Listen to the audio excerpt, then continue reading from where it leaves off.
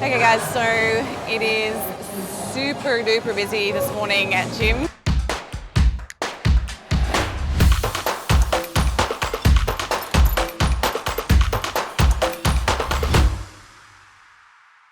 So we're going to try and get through this workout in the order that I had intended. So typically for an upper body session, I'm going to start with my biggest muscle groups. I'll either do a chest or a back first. We have been kind of prioritizing like a pull-up, and that's been pretty consistent throughout almost every single program for probably the last 10 months. However, for me specifically, over the last few training blocks, I've been getting a little bit of a shoulder niggle, so I haven't been able to do pull-ups or any kind of rowing, pulling movements.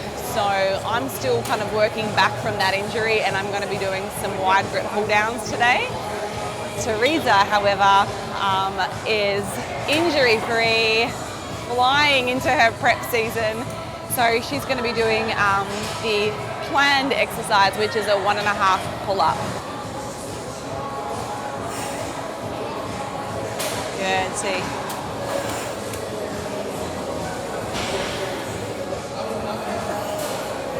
Good job.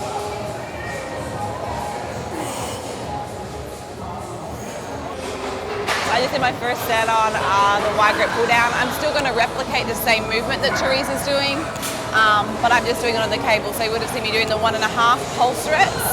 So we've kind of been working through a range of different pull-up movements with the hopes that it improves our standard, like basic pull-up, where you're just kind of taking it through the motions. So we've done pause reps, we've done 1.5 reps. Slow on the eccentrics. Slow eccentrics, we've done weighted, slow. So I think the next training block I've planned for us to do a regular pull-up, max effort. Yeah. So yeah, we'll be able to see how much stronger we are from our probably 6 months ago training block. Oh yeah, we've been so much stronger. Yeah. So we've got 1.5 dumbbell press. So I really like training chest. It's so funny, there's so many women that hate chest training. I love it. Like it kind of completes your look as well. I think a lot of the girls that get on the stage especially, like you can tell when they've trained their chest. It's just, you know, nice and full. It doesn't lose shape. It doesn't look flat. Like it's so much fun to train. So that first set felt rough. You can feel a little bit shaky actually. Yeah. Well, your chest is really strong. So if you're doing 35s, I feel like that is a reflection of how the rep ranges are fucking hard. Yeah, 1.5. It's almost like, even though it's 8 reps, it feels like you're doing 16. Yeah, well, I mean, if you look at the time that it takes to do a set, it's probably about the same as doing a set of 15. Yeah. So, a lot of time under tension.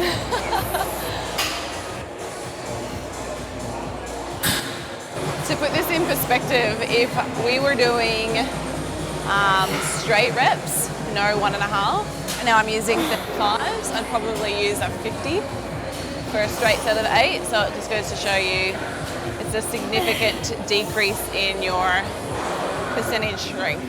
So keep that in mind if you guys ever do these variations or tempoed variations. They're always a lot, you'll use a lot less weight overall. All right, I'm getting hype on the first set. Let's get hype! Woo! Come on.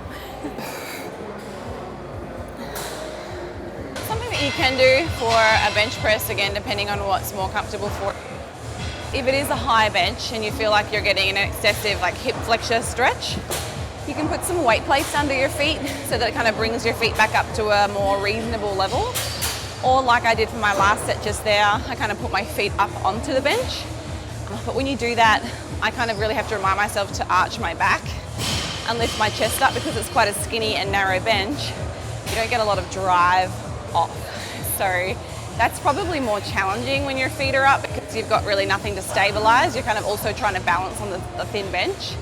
So hopefully where you guys are training at, you've got a wide bench and it supports your whole back, and then you'll get a better, more effective chest workout. So like I was saying before, I think if possible, the goal would be to try and progress each set.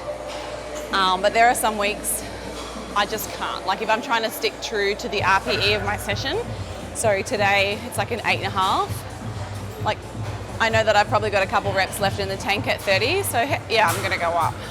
But so many weeks, and for many weeks, I have been just stuck at a certain weight. So I think for newbies, for those of you that are just starting out with your resistance training journey, you're probably going to be able to make pretty rapid progress with each set and with each, you know, progressive training block. But the more experience you get, the longer you've been lifting and the closer you are to your true strength potential, the less likely you're going to be able to make those big leaps. So instead of maybe taking each set as an increase, it might be that for each set you just do one extra rep before you're able to jump up to the next weight, because it's obviously a big percentage increase. So don't feel like there's something wrong with you if you can't always progress, but obviously the goal would be to test the waters every now and then and just see how you feel with a heavier weight. All right, so for my last set, I'm just going to do a slightly different variation. So there's so many ways that you can do a shoulder press, and they will challenge you in slightly different ways. The exercise I'm about to do, which is actually the one that's on my program, Teresa has been doing a seated version, but this is called a half kneeling single arm dumbbell press. And this really just forces you to use your core a little bit more, because you've got to stabilize on half of your lower body. So you'll see me really engaging my stomach on this, and definitely makes it a lot more challenging on your shoulder, because you'll no longer got all that leverage that would normally have if you had two feet on the ground. How's that with the 32.5? Oh man, that was way harder than the seat.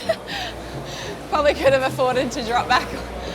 Hey, but now we've got to keep it even. Don't you hate that when you pick a weight and you're like, damn, I just did it on this side, now I got to do it on the other side. So I'm really trying to keep this nice and like braced, and I want to minimize any swaying. I'm going to have a little bit, but the goal is to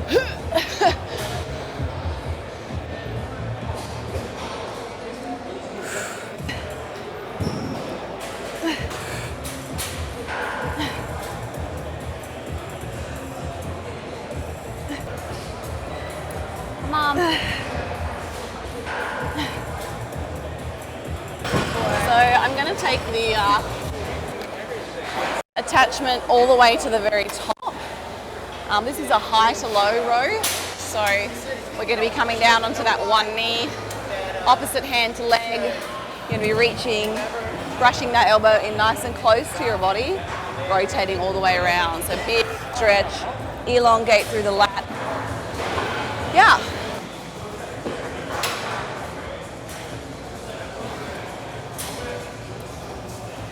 This is another one of the movements that I've had a really hard time with. So like I said, anything that's kind of pulling. So like the pull-ups had been a real issue. Yeah, just rowing, pulling movements. But when I first started this, on the side that's been injured, I could barely pull the plate without it being like an 8 out of 10 pain. So I really just stopped. And then I've slowly started increasing that weight again. So over the course of probably, I'm going to say this is week 5 of this training block. Only in the last 2 weeks have I actually lifted a weight that's more than 22 pounds. So yeah, it's recovering, but it's very slow.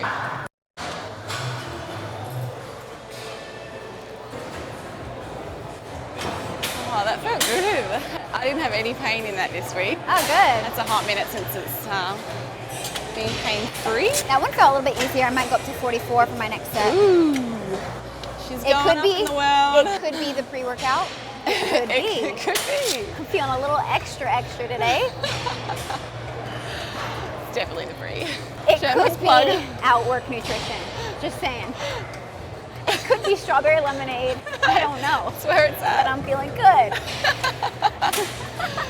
My favorite exercise is up next. Most girls probably hate this. I love it. It is a cable fly, just cable fly. Look like the Incredible Hulk when you do it. I feel like if I was green, I'd be like, I'm hulking out. So for this exercise, you can set the cables either at a mid-height, a high, or a low. I guess if you were to differentiate the different parts of the chest, you've got your pec major, and then your pec minor is kind of the lower part. So if you're wanting to do, if you're coming from low to high, you're going to be targeting your pec major a little bit more, whereas if you come high to low, you're going to be targeting your pec minor. So we're, like I said, we're sitting somewhere in the middle because we don't want to do too much chest work that's isolation. Next up we have a cable motorcycle row. So you can see T really looks like she's just sitting down on a motorbike right now. She's on a Harley, wide hands, wide grip. But this is an excellent back exercise. So she's obviously a bikini competitor. We're looking for that nice V taper, small waist, creating the illusion of a big back. So we're going to give her a bigger back. So for this reason, she's got her elbows coming out nice and wide. It's a wide grip. It's really going to help target the lats. And it's a little bit more full body than if you were just going to do a cable exercise. Where you're sitting down, because you're having to like dig your feet into the ground. You've got to brace, you've got to support your core. So I really like it. It's quite challenging. So you want to plant your feet into the ground, and that's kind of where you stay. You're really just trying to keep that movement, keep it in the back rather than kind of using your hips to kind of propel you forwards. Sorry, I have seen it. I have seen funnier things. So just think about that if you're going to do a motorcycle row. We've got 3 exercises to go, folks. Front plate raise. Plumps. Unfortunately, there's no like 30s. It just goes from up to 35, which we could do and just do like 8 reps or something, but yeah, I mean, that would be a totally appropriate suggestion as well. So like, if you don't have access to a huge variety of weight plates and there's a too bigger gap between what you can do for the same number of reps and before you can't do any, it would be totally fine to potentially go up to a heavier weight plate, but just recognize that you would be doing a substantially lower rep range. But you can still equate the volume. So I could easily go and grab a 35. I could do, 12 reps at 35, work out what the total volume is and compare it to doing 15 reps at 25. Like, it's just a bit of a math game. So the idea is that you look at those things and you try to get those numbers moving. Yep. One of our bicep exercises is going to be a banded curl. We're using the easy bar just because it's really comfortable on your wrists. When you're doing a straight bar, sometimes it aggravates this. So kind of keeping in line with the natural movement of those joints, we're going to use the easy band. Nothing really special about this. There's about 1,000 different ways that you can target your biceps. But for this exercise, there's constant tension. If you think about when you're doing like a regular dumbbell curl or a cable curl, kind of when you get to the very bottom of the movement, basically at full extension, there's no more tension on the bicep. And same when you get to the very top, you're kind of going to get to a point where that the tension kind of goes slack because the band is pulling in a different direction, or the cable. So with this, there's always tension. So you're just getting a lot more loading, and I really like it. So there you go. Okay, our last exercise today is a cable kickback. So just going to walk it back so there's some tension. Punching down, extending straight back. You want to keep your elbow nice and close to your body. Long spine. This weight's probably way more appropriate than the cables that we've been using.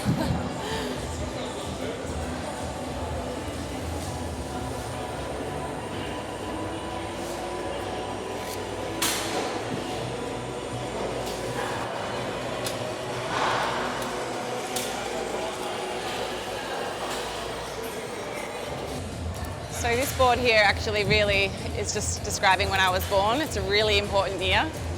1989, the year of myself. Just kidding.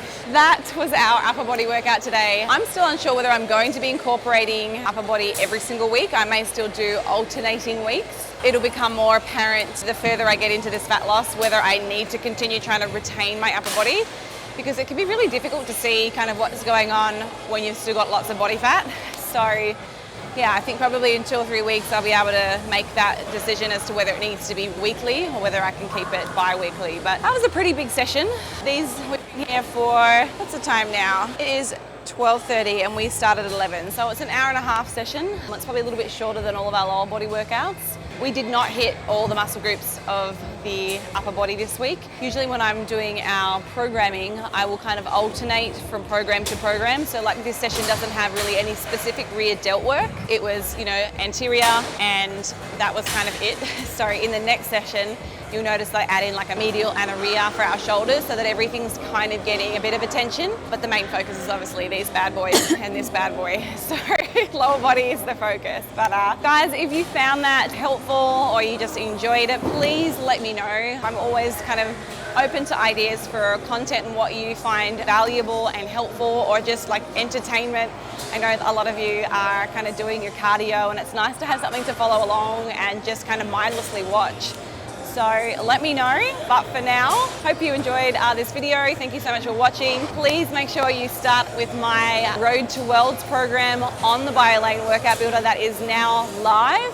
You can join up and participate in that program and basically follow alongside me for the next 12 weeks while I'm competing or preparing to compete. So any questions about that, ask. But until then, I will see you next time.